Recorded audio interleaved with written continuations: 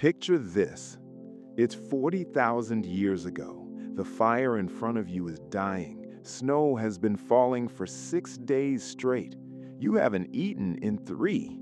And somewhere out in that white nothing, your brain is quietly rewriting the rules of what you're willing to do to stay alive. This isn't a horror story.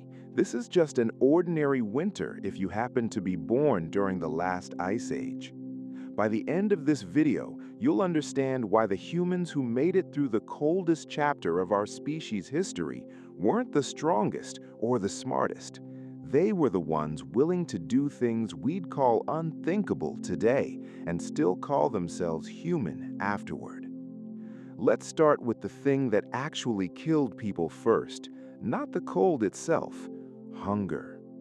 20,000 years ago, most of the planet didn't look like Earth. It looked like a different world entirely. Glaciers buried whole continents. Temperatures fell to 40 below.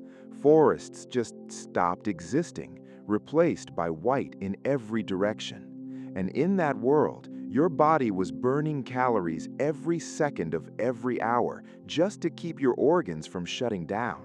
So early humans got obsessed with one thing: fat. Not meat, fat.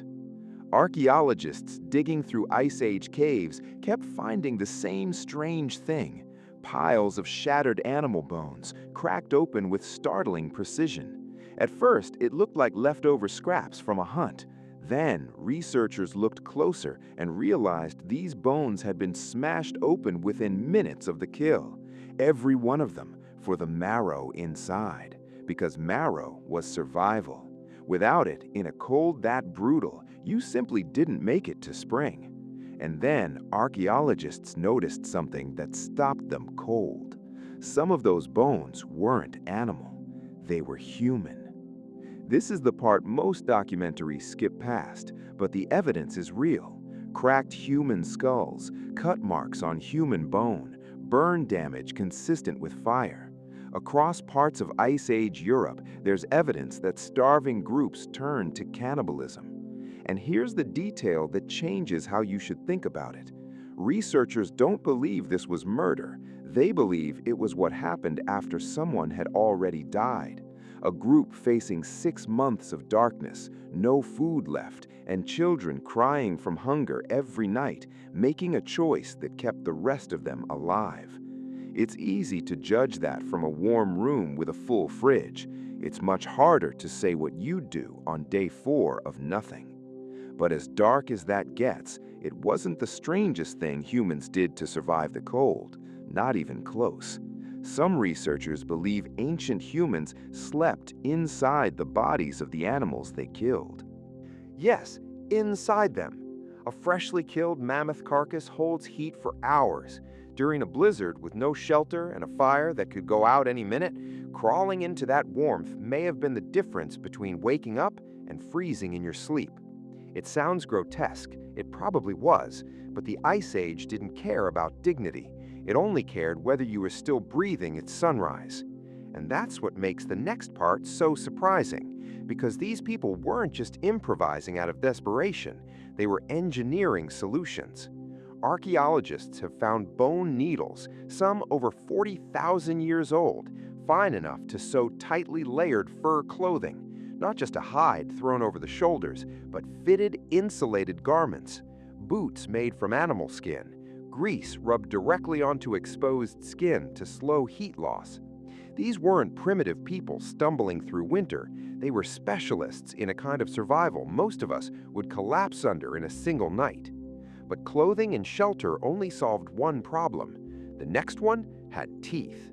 The Ice Age wasn't just cold, it was crowded with things that wanted to eat you. Cave lions, bigger than any lion alive today.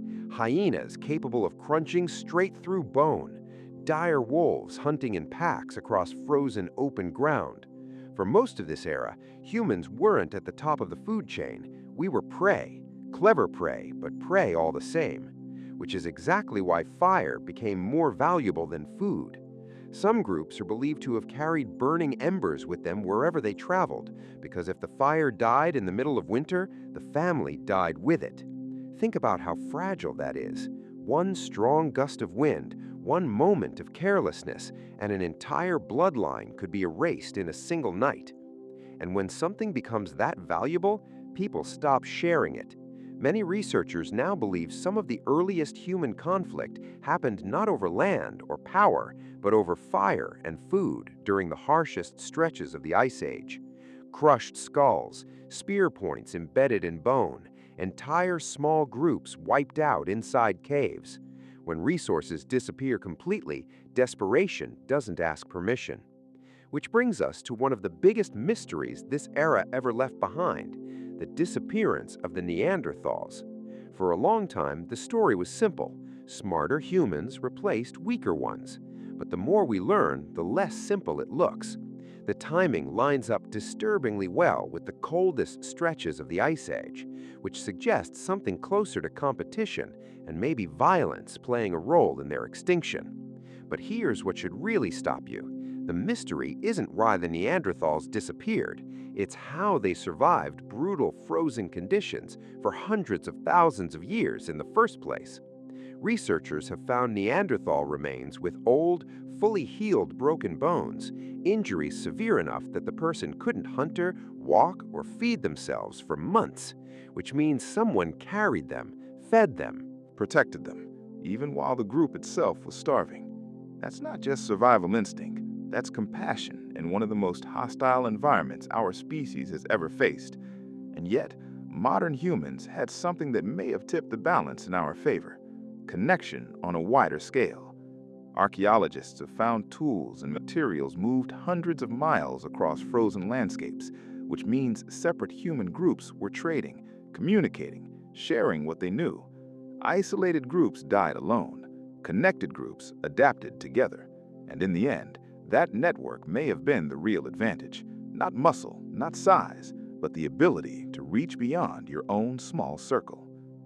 Survival during this era wasn't only physical either, it was mental. Imagine 6 months of darkness, a fire that might not last the night, and no way to know if your family sees spring. That kind of pressure doesn't just disappear, it has to go somewhere. So, humans built something to hold it: stories. Storytelling likely wasn't entertainment back then, it was survival infrastructure. A story about a lake that swallowed a hunter whole wasn't folklore, it was a warning, passed down without a single written word, so the next generation didn't make the same mistake. Stories carried migration routes, hunting knowledge, warnings about predators, all of it riding on memory alone, generation after generation, long before anyone could write it down. And here's the part that should genuinely unsettle you. Some of that world may still be sitting inside your brain right now. Your unease in total darkness, your instinctive calm around a crackling fire, that specific low-grade dread that creeps in during long stretches of isolation. Researchers studying this era believe these reactions may be leftovers, instincts built by ancestors who lived and died by exactly these signals. Fire meant safety, darkness meant danger, isolation meant you were one bad night away from not making it. Your body may still remember all of it, even if your conscious mind has never once thought about the Ice Age. Because for thousands of years, the cold didn't just test humanity, it shaped it. The fear, the caution, the violence, and the loyalty, all at once. That's the real story of this era. Not kings, not empires, just people staring into a dying fire while the whole world tried to freeze them out of existence, and somehow, against everything, deciding to survive it anyway.